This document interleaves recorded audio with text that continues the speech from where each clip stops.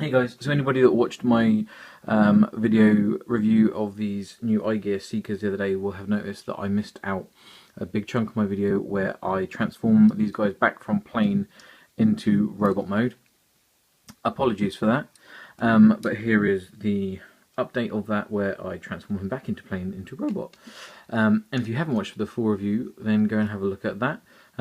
I'm using Thundercracker today instead of Starscream, just so you get another look. It's exactly the same figure, just with a different paint job. I have swapped the heads over, so they all have the different heads now.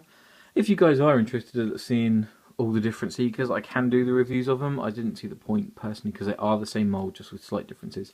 But if you do want to see them all different, then let me know, and I can do that for you guys. So, to start off, as I started off in my other video, I find it easier to do the legs first over the top half of the body. The instructions say to do the top half first, but I have found it easier to do the bottom half first, and I have transformed these guys a lot over these past couple of days. So personally, I would say legs first, top half second. So if you've got the landing gear out, put that back down, take off, and obviously I don't bother putting the missiles on, but if you've got them on, take them off. Take any of the accessories off, put them to one side, and then lift these up, unclip the wings and just fold them down. They're on a double hinge, so just fold that around like that, and then take this piece, lift it up, it kind of tabs in on here, and then along this post it slides up, and then this bit clips into there, and these are on thin bits of plastic, so I'd be careful. I haven't had any problems, but just be careful.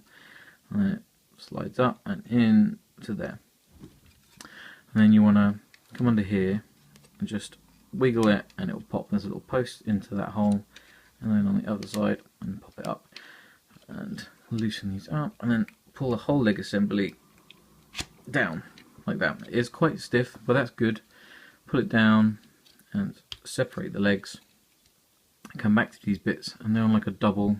Oh, it's just a ball joint there, and then a thing there. So turn that around, and then this post and this post go into this hole and this hole. You just push them in. The same on this side, push them in, and then the feet out, and that's the legs, and then the knee pads. And then before you do anything else up with the rest of the body, I find it easier to untab the wings, so there's a little hole and a post there, and twist them around and keep them out of the way. So pull that out from there, and round like that. And then you have these bits here, which are easy to forget, but they just fill in this little gap here. You just push them in on both sides. And then the top half of the body, you want to come and get this chest piece and pull it down, and then come over here at the back and, oh no, sorry, then the nose cone, pull that nose cone up, just straight up like that, and then you can lift these bits back.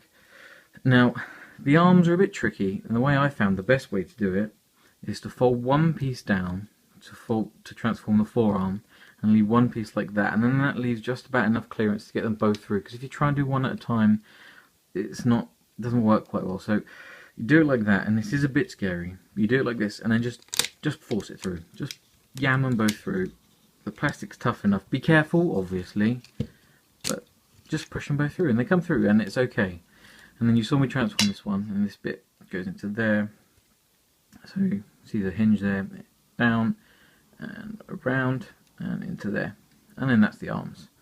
And then for the next bit, remember to put the chest piece kind of not all the way in, but just a little way in, because if you leave it down and do this next bit, then you can't get it back in. So you want to have this bit ready, and you untab the top half of the nose cone and turn it round, turn the head round, and then come around to the back, and there's this little piece just here that folds, and it makes way for the connecting bit of the nose cone. And then just push it down, and as you push it down, it will grab hold of this chest piece and push it all in. And then on the chest piece, there's two posts and two tabs, and they connect together. Push that down, and the arms around, and then fold out the shoulder pieces. Get the shoulder guns, null rays if that's what they are, and that's what they are on Starscream. And push it into place. These are really, really tight. I haven't had any problems, no stress marks or anything. But there we go. And then that's all in place. And let's see if I can get this to focus. You can see I have put, let me just pause 1 second. Yeah, and you can see, if I focus on here, I have put Thundercracker's alternate head on. So he's got the kind of grimacing face. There we go. That is how you do the transformation. It's a really nice transformation. It's fun, good fun to do. I've enjoyed transforming them lots over the last few days. So yeah, I'm just gonna bring in some things to do, some size comparisons that I missed out the other day as well, and then that will be it. One of the bits I missed out the other day was one of the size comparisons, and that was the Optimus Prime. So here we go, that's the Masterpiece Optimus Prime, that's how he scales up with that. So he scales up, okay, perhaps a little bit small for the Masterpiece line, but I still think these are brilliant Seekers for the generations. I've had a couple of days to play around with them and I really haven't stopped playing with them. I still absolutely love them and think they are amazing pieces. The other thing that I said would be interesting to see was how they scaled up with Hegemon Megatron with the upgrade set on that. And so I have got the upgrade set with that now. And so here is Hegemon with his big feet. See them on there?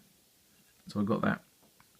And that's how they scale up with Hegemon there. And I think that now is perfect. That is exactly right. I haven't changed his head over yet. The Hegemon set comes with a couple of different heads. I'm not doing a full review on that right now, but that's a shouty head and grimacing face. I'm probably just going to keep the original one on there. If I do change them at all, I'll change it to the shouty face. But that's how they scale up now. So Hegemon is a good, I mean he's a lot bigger than them now. Their head comes up to his shoulders. So yeah, that's perfect scale now. Well happy with that. So if anybody was unsure, now you'd have no reason to be unsure. You should definitely go out and get these figures now.